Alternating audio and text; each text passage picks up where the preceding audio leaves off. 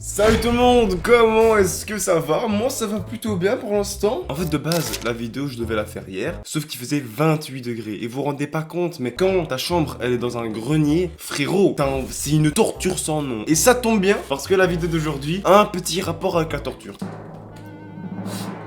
J'avoue c'est un peu bizarre, c'est un peu bizarre dit comme ça. Aujourd'hui je vais demander à une IA de me raconter une sorte d'horreur. C'est clairement inspiré des threads d'horreur de, j'allais dire de Squeezie, mais de tous les autres youtubeurs qui font des threads d'horreur. Sauf que avec un budget moins élevé, avec moins de recherche, moins drôle aussi. En gros c'est moins bien. Mais Osef. D'ailleurs les gars, n'hésitez pas à vous abonner pour ne pas rater les prochaines vidéos. On va commencer avec les histoires. Quoi de mieux que de donner ces tâches lourdes de conséquences à ChatGPT les mecs. J'essaye de m'améliorer vitesse grand V les mecs, au niveau du montage, au niveau de l'éclairage. D'ailleurs l'éclairage pue sa merde. Bref, on est du coup sur ChatGPT. Salut ChatGPT, raconte-moi une histoire. Bien sûr, voici une histoire d'horreur rien que pour vous. Il était une fois une vieille maison abandonnée, perchée au sommet d'une colline sombre et isolée. On racontait que cette maison était hantée par l'âme d'une femme vengeresse. Les villageois évitaient soigneusement cette demeure, effrayés par les histoires terrifiantes qui circulaient à son sujet. Un groupe d'amis intrépides, composé de Lucie, Tom, Emma et Jake, décida un jour de braver les interdictions et de visiter la maison hantée. Ils étaient fascinés par les histoires et voulaient prouver que les légendes étaient fausses. Armés de lampes de poche, ils grimpèrent la colline sombre et arrivèrent devant la maison sinistre. Ce qui est fou, c'est que c'est toujours des jeunes en fait. Pourquoi c'est pas des soixantenaires, tu vois, qui iront aller voir la maison? Peut-être parce qu'ils ont plus de raisons et que nous en tant que jeunes on est cons, on est bêtes. Il y a de très grandes chances que ce soit la raison principale. La porte grinça lugubrement et lorsqu'ils l'ont ouvert, ils ont vu un intérieur poussiéreux et délabré, donnant une atmosphère oppressante à la demeure. Soudain, Lucie sentit une main glaciale effleurer son épaule. Elle se retourna mais il n'y avait personne. La peur commença à s'emparer du groupe alors qu'ils réalisaient qu'ils n'étaient pas seuls dans cette maison. Des bruits étranges résonnaient tout autour d'eux, des chuchotements indistincts, des pleurs étouffés et des rires diaboliques. C'était comme si Lydia, l'esprit vengeur, était furieuse de leur intrusion et cherchait à les chasser. La panique s'empara des amis. Ils se précipitèrent vers la sortie, trébuchant dans l'obscurité. Mais alors qu'ils atteignaient la porte d'entrée, celle-ci se refermera violemment, les enfermant à l'intérieur. Une voix rauque et sinistre résonna dans la maison, leur lançant des avertissements menaçants. Terrifiés, les amis ont compris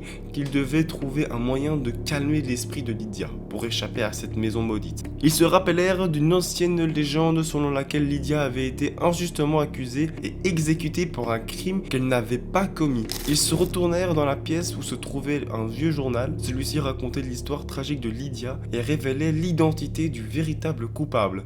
Ils rassemblèrent toutes les informations et les apportèrent dans la chambre de Lydia, espérant lui montrer la vérité et apaiser son esprit tourmenté. Alors qu'il lisait les derniers mots de la confession, une brise froide souffla à travers la pièce, et la voix sinistre se tut.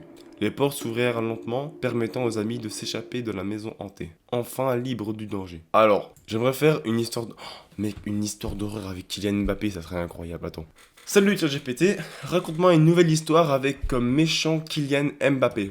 Bien sûr, voici une histoire mettant en scène Kylian Mbappé sous un angle différent. Dans une petite ville paisible, les habitants étaient passionnés de football. Chaque week-end, ils se rassemblaient pour regarder les matchs de leur équipe locale. Mais un jour, quelque chose d'étrange se produisit. Kylian Mbappé, la superstar du football, arriva en ville avec une attitude méprisante et un comportement arrogant. Est-ce que ça change réellement d'habitude? Je sais pas, je suis un peu un bâtard.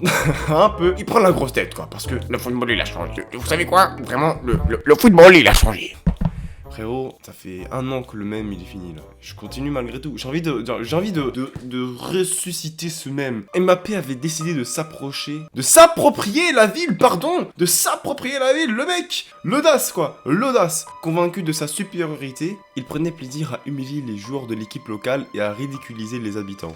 Sa réputation se répandait rapidement et les gens étaient de plus en plus mécontents de sa présence. Un jeune garçon nommé Thomas, un grand fan de l'équipe locale, ne pouvait pas supporter de voir sa ville et ses amis se faire maltraiter par Mbappé. Malgré son jeune âge, il décida de faire... Pourquoi ça me fait trop engueulerie en fait? Il décida de faire quelque chose pour arrêter le comportement abusif du footballeur. Thomas se mit à enquêter sur le passé de Mbappé et découvrit une histoire surprenante. On va en savoir plus sur Mbappé les gars. Là c'est exclusif là. Personne ne sait dans le monde ce qu'on va lire là actuellement. Il a appris que Kylian Mbappé avait grandi dans un quartier difficile et avait dû surmonter de nombreux obstacles pour devenir footballeur professionnel. Ok, bah je m'attendais à un truc fou de dingue, genre, mais ça pue la merde en fait, vraiment. Et au fil des années, le succès était monté à la tête d'Mbappé et il avait oublié d'où il venait. C'est fou quand même que ChatGPT, quand je lui demande de faire une histoire par rapport à Mbappé, le premier truc qu'il prend c'est son arrogance. Hein. Ça veut peut-être dire quelque chose. Hein. Moi je dis ça, je dis rien. Voilà, je place ça là. Armé de cette information, Thomas organisa une rencontre entre les habitants de la ville et Mbappé. Les habitants exprimèrent leur déception face à son comportement et partagèrent leur propre histoire de persévérance et d'efforts pour construire une communauté soudée. Peu à peu, le masque de l'arrogance de Mbappé commença à se fissurer. Touché par les paroles des habitants, il décida de changer sa façon d'agir et de redonner à la communauté. Mbappé organisa des séances d'entraînement pour les jeunes joueurs de la ville, partageant son expérience et son expertise. Petit à petit, les gens commencèrent à pardonner à Mbappé et à voir en lui un homme qui avait appris de ses erreurs. Thomas, le jeune garçon qui avait osé défier Mbappé, devint un ami proche du footballeur et le guida sur le chemin de la rédemption. Voilà, c'est fini, j'espère que vous avez aimé l'histoire et les illustrations dans la vidéo, car c'est vraiment la première fois que je fais autant d'illustrations, et que j'en fais tout court aussi d'ailleurs. Vous savez, le meilleur moyen de me soutenir, c'est de mettre un commentaire, un abonnement et un like, et sur ce, on se retrouve pour une autre vidéo. Et je ne sais pas comment terminer la vidéo, sachant que sur mon texte, j'ai mis entre parenthèses freestyle, donc même à ce moment-là, je savais pas trop ce que je devais dire, donc freestyle.